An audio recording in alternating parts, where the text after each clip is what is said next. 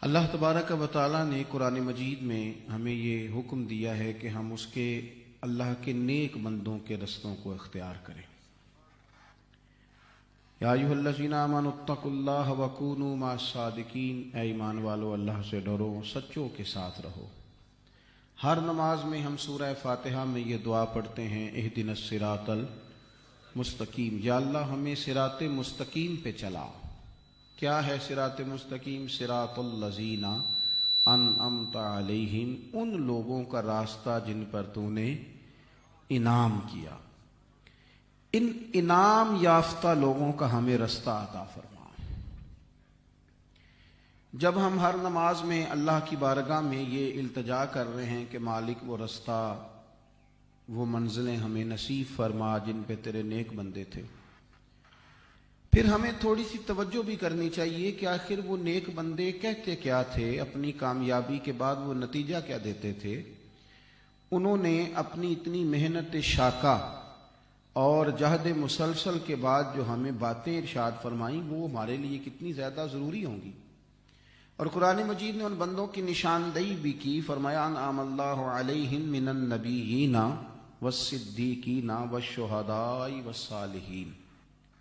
یہ انعام یافتہ بندے نبی ہیں، صدیق ہیں، شہید ہیں اور صالحین ہیں۔ وحسن اولئک رفیقا، اللہ فرماتا ہے یہ بڑے بہتر دوست ہیں، ان سے دوستیاں کرو، ان کی دوستیاں بڑی بہترین ہیں، اعلیٰ معیار کے دوست ہیں یہ لوگ۔ عزیز دوستو، ہمیں غور کرنی چاہیے۔ اصل میں نا جو شخصیت ہوتی ہے نا، اس شخصیت سے جو الفاظ پھوٹتے ہیں اور جو جملے ما فی الضمیر بن کر زبان پہ آتے ہیں، وہ جملے بڑے قیمتی ہوتے ہیں۔ کسی درویش نے کہا تھا کہ پیغمبر کی باتیں بھی پیغمبر ہوتی ہیں، ان کی باتوں کا جو وزن ہوتا ہے وہ بھی بڑا قیمتی ہوتا ہے۔ ہمارے ہاں یہ ہوتا ہے کہ بعض لوگ محبت میں، وارفتگی میں تو بڑی دور تک جاتے ہیں، تعلیمات کی جانب توجہ نہیں کرتے۔ مثال دینی پڑے گی، مثالیں سمجھانے کے لیے ہوتی ہیں۔ حضرت عیسیٰ علیہ السلام کو ماننے والے اتنی دور نکل گئے کہ خدا کا بیٹا ہی مان لیا، معاذ اللہ استغفر اللہ۔ لیکن جو وہ فرماتے تھے وہ تو چھوٹ گیا نا ان کے ہاتھ سے۔ وہ تو ہمیشہ کہتے رہے کہ لا الہ الا اللہ، اللہ کے سوا کوئی معبود نہیں ہے۔ جو وہ پیغام دیتے تھے، جو وہ درس دیتے تھے، جس طرح وہ توجہ دلاتے تھے، ادھر خیال ہی نہیں کیا، اور ماننے پہ آئے، محبت کرنے پہ آئے تو اتنا دور لے گئے۔ کسی شخصیت کے ساتھ سب سے بڑا ظلم یہ ہوتا ہے کہ اس شخصیت کو بحث کا موضوع بھی بنا لیا جائے، ان کے نام پر بڑے بڑے کانفرنسیں، سیمینار بھی کیے جائیں، لیکن ان کے عقائد، ان کے نظریات، ان کے افکار، ان کی تعلیمات، اس پر توجہ ہی نہ دی جائے۔ یہ دوڑ کے آتے ہیں بعض لوگ اور آ کے کہتے ہیں حضرت کے ہاتھ چومنے۔ بھئی حضرت جو کہتے ہیں وہ بھی تو کرو نا، نرا ہاتھ چومنا۔ ایک حدیث میں سناؤں گا تو یہ والا میرا مضمون مکمل ہو جائے گا۔ ترمذی شریف میں موجود ہے، نبی پاک صلی اللہ تعالی علیہ وسلم نے بعض صحابہ کو ایک جگہ صبح صبح جانے کا حکم دیا، تمام چلے گئے۔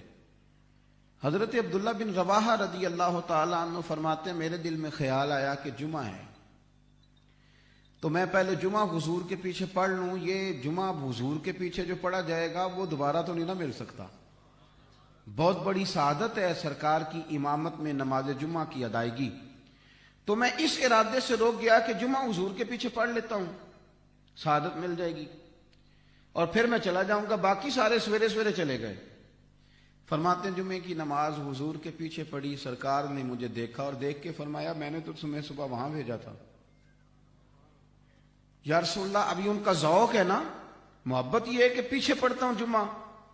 تو کہتے ہیں حضور علیہ السلام نے فرمایا تمہیں تو بھیجا تھا۔ یا رسول اللہ، میرے دل میں خیال آیا کہ جو جمعہ آپ کے پیچھے رہ گیا وہ تو رہ ہی گیا، تو یہاں نہ پڑھ لوں۔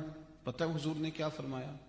فرمایا اگر تم میری بات مان کے صبح وہاں جاتے نا، تمہیں ساری زمین صدقہ کرنے سے اللہ زیادہ ثواب عطا کرتا۔ ذوق وہ جو شریعت کے دائرے میں ہو، محبت کریں پر تعلیمات کا بھی تو خیال کرے نا بھائی۔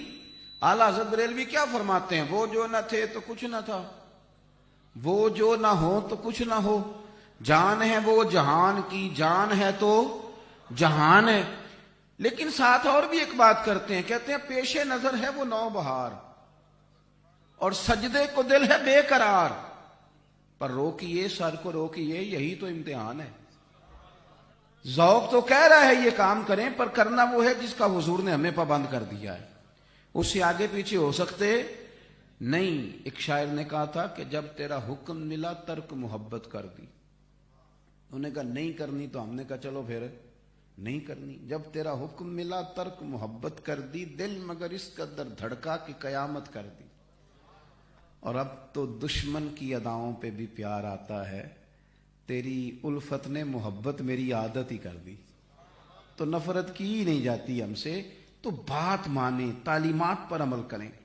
ہمارے بزرگ کیا فرماتے ہیں، ہمارے بزرگوں کا ہمارے بارے میں کیا مشورہ ہے، وہ مشورہ قبول کریں. حضرت غوث پاک رضی اللہ تعالیٰ عنہ اولیاء اللہ میں اتنا بڑا مقام رکھتے ہیں، اتنا بڑا کہ غوث اعظم درمیان اولیاء کیوں محمد درمیان انبیاء. حضرت غوث پاک رضی اللہ تعالیٰ عنہ کا ولیوں میں وہی مقام ہے جو مدینے والے محبوب کا نبیوں میں مقام ہے.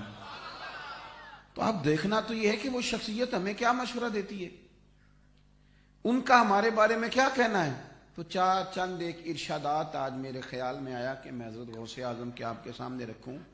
حضرت غوث پاک رضی اللہ تعالیٰ عنہ فرماتے مخلص ہو جاؤ، جو کرو اللہ کی رضا کے لیے کرو. حضور مخلص بندے کی علامت کیا ہے؟ تو آپ فرماتے ہیں اس کی علامت یہ ہے کہ وہ مخلوق کی تعریف اور تنقید سے بے نیاز ہو جائے. وہ یہ چھوڑ دے کہ بندے میری تعریف کر رہے ہیں کہ میرے اوپر تنقید کر رہے ہیں، اس سے اوپر اٹھ جائے. کرے کیا؟ بندے تعریف کرتے ہیں، یہ تنقید کرتے ہیں، یہ مزاج نہ بنائے. بس یہ دیکھے کہ میں جو کر رہا ہوں اس سے میرا رب راضی ہے کہ نہیں.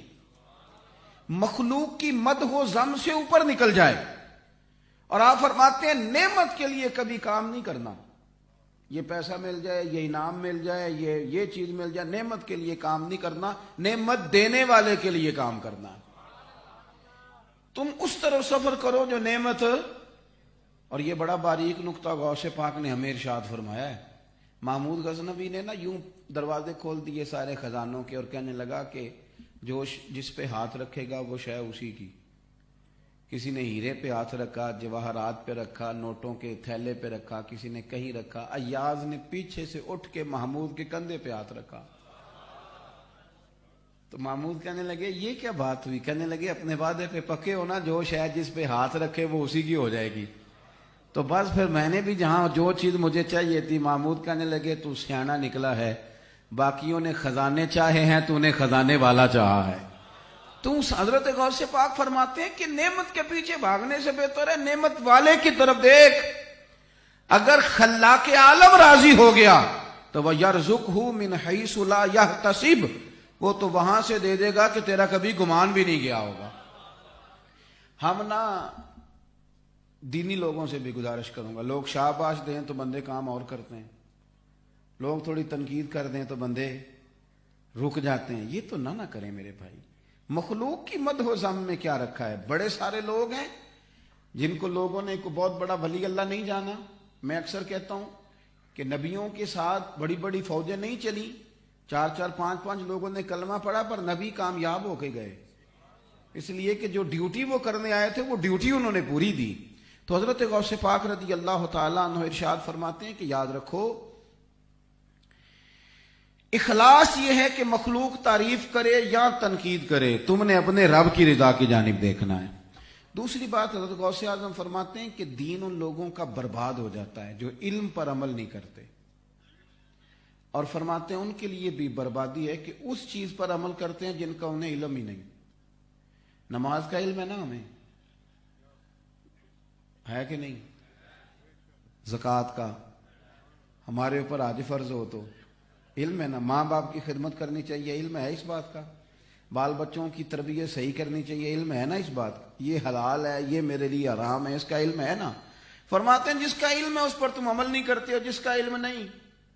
بعض لوگوں کو معرفت چاہیے، وہ بڑی بڑی گہری باتیں کرتے ہیں. اللہ کے بندے معاذ اللہ نماز روزے سے دور ہے اور کہتے ہیں میں تمہیں بتاتا ہوں بڑی معرفت کی بات. بھئی اس کا تو تمہیں علم ہی نہیں. جس کا علم نہیں اس کے پیچھے بھاگتے ہو. جس کا پتہ ہے وہ تو پہلے کر لو. حضرت غوث پاک فرماتے ہیں جس کا علم ہے اس پر عمل کر اور تو آگے بڑھ. کتنی باتیں سنی, کتنی تقریریں سنی, کتنے جمعے پڑھے, عمل کب کرنا ہے, آگے کب بڑھنا ہے. آخر کوئی ایسا وقت آئے کہ جب ہم عمل کا رستہ اختیار کریں. تو آپ فرماتے ہیں کہ جو تم نے سیکھ لیا اس پر عمل کرو. تیسری بات, حضرت غوث پاک رضی اللہ تعالیٰ عنہ فرماتے ہیں تمہاری پرکھ کے لیے, تمہیں جانچنے کے لیے آزمائش بڑی ضروری ہے. آپ فرماتے ہیں اگر آزمائشیں نہ ہوتی تو سارے لوگ عابد زاہد ہی ہوتے. یہ جو رب آزمائش ڈالتا ہے نا, دن ہوتے ہیں, دن نفع آنے کے بھی دن ہوتے ہیں اور کچھ دن آتے ہیں جن میں نقصان ہونا ہوتا ہے. ہمارا یہ مسئلہ ہے کہ ہم میٹھا میٹھا قبول کرنا چاہتے ہیں اور کبھی کڑوا آ جائے تو اس پر ہم تیار نہیں ہوتے. آزمائش کے لیے ذہنی طور پر تیار رہنا. حضرت غوث اعظم فرماتے ہیں یہ تمہیں اللہ کے قریب کرے گا.